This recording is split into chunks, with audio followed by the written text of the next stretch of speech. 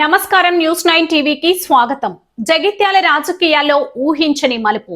నిన్నటి దాకా ఒక లెక్క, నేటి నుంచి మరో లెక్క. మరి ఇవన్నీ సీనియర్ నాయకులు జీవన్ రెడ్డి గారు తెలియ జీవన్ రెడ్డి గారికి డెఫినెట్ గా నేను చెప్తా ఉన్నా, ఇక వయసు ఎక్కువైంది కాబట్టి అది వేరే విషయం, సీనియర్ అయింది కాబట్టి నాకంటే ఎక్కువ అవగాహన ఉంటుందని నేను తప్పకుండా నేను ఇవాళ చెప్తా ఉన్నా. చాలా విషయాలు ఉంటుంది, వైద్యం విషయాలు నాకు కొంత ఎక్కువ ఉండొచ్చు, ఎందుకంటే ఒక సమితి ప్రెసిడెంట్గా, మంత్రులుగా, ఎమ్మెల్సీగా,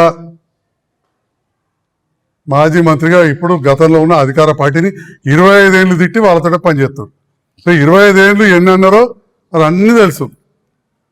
నేను అదే కాళేశ్వరం గురించి అక్కడ మాట్లాడింది, ఇంకా అదే కాళేశ్వరం దండుగా కేసీఆర్ని ఉరిదీయాలి, సిబిఐ ఎంక్వైరీ చేయాలి, దోసుకుంటున్నాడు ప్రభుత్వం ఇవన్నీ అన్నారు. మళ్ళీ ఇప్పుడు ఇట్లా మాట్లాడు. ఏదేమైనా వారికి ఏం ఆశ్చర్యం వేసిందో కానీ ఇక్కడున్న మాకు, మా సీనుకు, రాజుకైతే ఖచ్చితంగా ఆశ్చర్యం వేస్తుంది.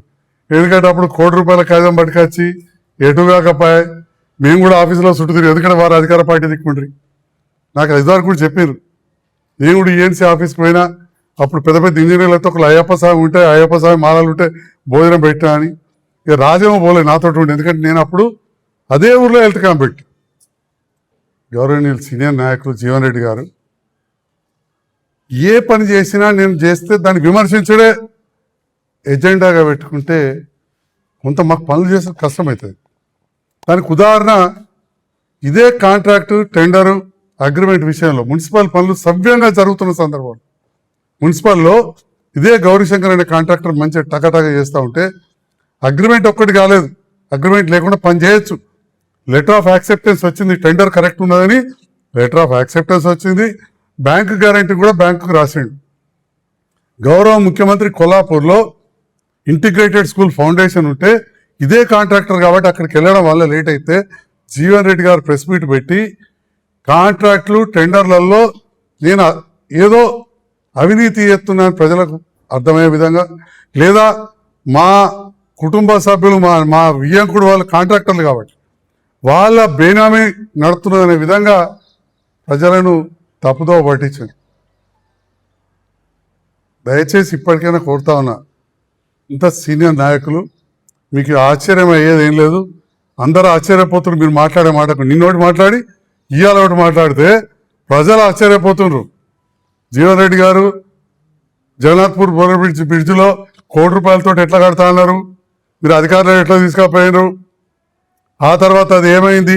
మోతే రోడ్డులోని పార్టీ కార్యాలయ వేదికగా జగిత్యాల ఎమ్మెల్యే డాక్టర్ సంజయ్ కుమార్ పేల్చిన పొలిటికల్ బాంబ్ ఇప్పుడు రాష్ట్ర రాజకీయాల్లో పెను ప్రకంపనలు సృష్టిస్తుంది. సీనియర్ నేత జీవన్ రెడ్డిని టార్గెట్ చేస్తూ సంజయ్ కుమార్ చేసిన సంచలన ఆరోపణలు ఇప్పుడు హాట్ టాపిక్ గా మారాయి.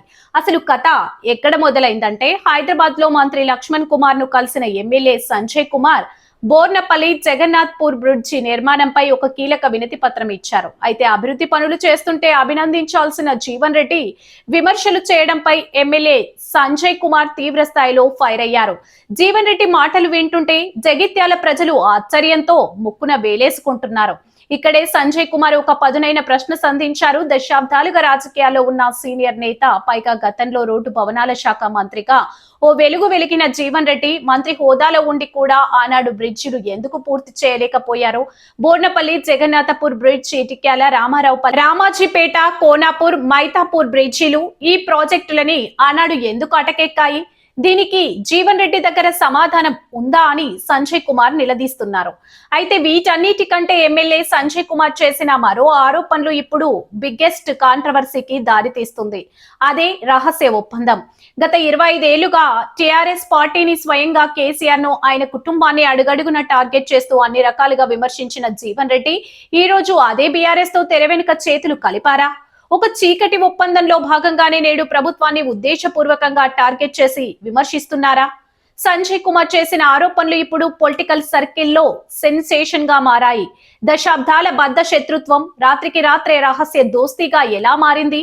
జీవన్ రెడ్డి మాటల వెనుక ఉన్న అసలు వ్యూహం ఏంటి? ప్రజలను ఆశ్చర్యపరుస్తున్న ఈ పరిణామాలపై జీవన్ రెడ్డి ఎలా కౌంటర్ ఇస్తారు? జగిత్యాల రాజకీయాల్లో ఈ బ్రిడ్జ్ వివాదం ఇంకెన్ని మలుపులు తిరగబోతుందో? మరిన్ని అప్డేట్స్ కోసం చూస్తూనే ఉండండి న్యూస్ 9 టీవీ.